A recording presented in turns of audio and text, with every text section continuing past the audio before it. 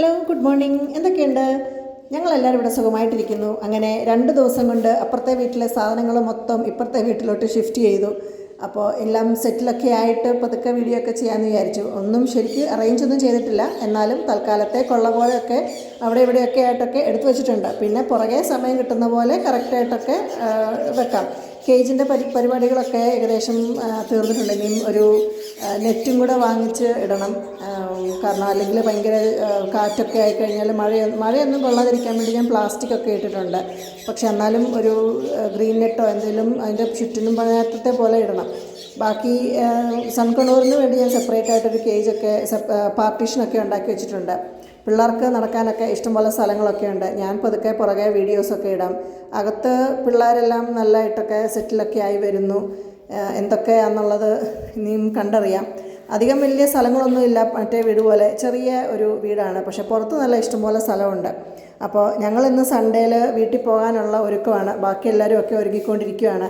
ഓരോന്നൊക്കെ കൈ കിട്ടുന്നത് അന്നേരം ഞാൻ അടുക്കി വെച്ചുകൊണ്ടിരിക്കുകയാണ് ഷോക്കേസിലൊക്കെ. അപ്പോൾ ഓരോരുത്തൊക്കെ പോകുന്നിടത്തുനിന്ന് കളക്ട് ചെയ്യുന്ന സംഭവങ്ങളൊക്കെ ഇത്രയും നാളും നമ്മൾ മാറ്റി ബോക്സിനകത്ത് വെച്ചേക്കുമായിരുന്നു. കാരണം പൂച്ചകളുടെ ശല്യം ഉള്ളതുകൊണ്ട്. പിന്നെ മോള് വന്നിട്ടുണ്ട് അവധിക്ക്. അപ്പോൾ പിന്നെ ഞങ്ങളെല്ലാവരും കൂടെ ഇന്ന് വീട്ടിൽ പോവാണ്. അപ്പോൾ ചായ കുടിക്കുകയാണ്. ഇതാണ് ഈ പുള്ളിയോടൊന്നും വീഡിയോസിനകത്തിലൊന്നും വരാത്തത്. കാരണം ഇതുപോലത്തെ ഓരോ കോക്കാമ്പീച്ചകളൊക്കെ കാണിച്ചുകൊണ്ടിരിക്കും. അപ്പോൾ ഞങ്ങളെല്ലാവരും കൂടെ വീട്ടിലെത്തി. ബ്രേക്ക്ഫാസ്റ്റ് ഞങ്ങൾ വഴിയിൽ നിന്ന് കഴിച്ചായിരുന്നു. കാരണം പുള്ളിക്ക് നമ്മൾ ലേറ്റായിപ്പോയി ഇവിടെ എത്താനായിട്ട്. അപ്പോൾ എനിവേ കഴിച്ചിട്ട് വന്നു. അന്നേരം പിന്നെ ഉച്ചയൊക്കെ ആയപ്പോഴത്തേക്ക് നമ്മുടെ കൂർഗി പോർക്ക് കറിയും കടുംപൊട്ട് എന്ന് പറഞ്ഞ സംഭവം എന്താണെന്ന് ഞങ്ങൾക്ക് അറിയാമോ? അതിലെ റൈസ് ബോൾസ് എന്ന് പറയും. അതും ഞാനിതൊന്നും പിന്നെ കഴിക്കാത്തതുകൊണ്ട് ഗീ റൈസും ചിക്കൻ കറിയും ഒക്കെ വെച്ച് നമ്മൾ അഡ്ജസ്റ്റ് ചെയ്യും. ഇത് നമ്മുടെ താരം എല്ലാ സൺഡേസിലും ഹാജർ വന്നിട്ടുണ്ട്. അറ്റൻഡൻസ് ഇട്ടിട്ട് പോകും. അപ്പം അവൻ്റെ കൂടെ കുറച്ച് നേരമൊക്കെ ടൈം സ്പെൻഡ് ചെയ്തു.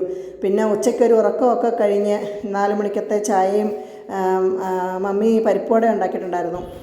അതൊക്കെ കഴിച്ച് ഞങ്ങൾ പതുക്കെ തിരിച്ച് വീട്ടിലോട്ട് പോയി. ഇനിയും ബാക്കിയുള്ള ഒക്കെ സെറ്റാക്കാനുണ്ട്. അപ്പം അതൊക്കെ പുറകെ ഞാൻ ഇടാം. അപ്പം ബൈ.